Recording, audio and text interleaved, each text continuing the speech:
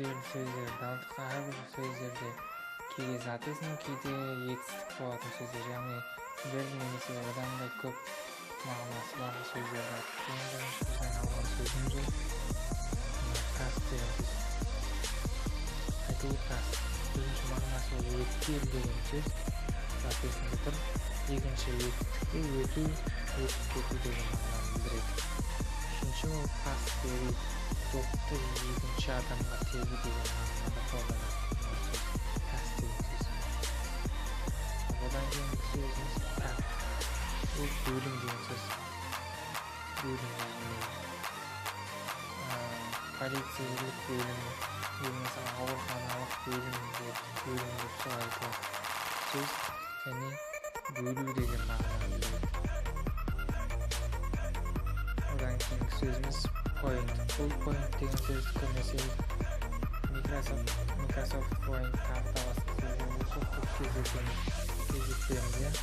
Оның бірінші мағынасы нүкте, ал екінші мағынасы нұсқау деген мағынаны білдіреді. Сызбадан нұсқа. Осы екеуін білдіреді. Одан кейінгі сөз тип. Тип деген сөз ол шет. Мысалы, рөшкенің ұшы деген мағыналарда қолданатын сөз. Одан кейін ең соңғы сөзіміз ол тап.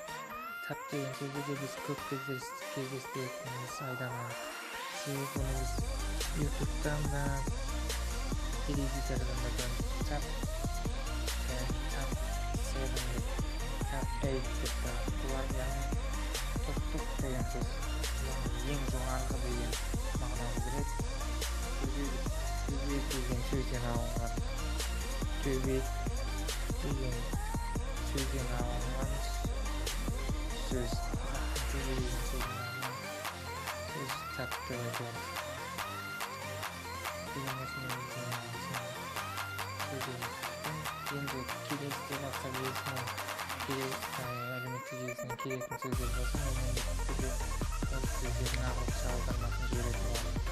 Ал бүгінгі біздің WhatsApp-тан келген сөзіміз осы.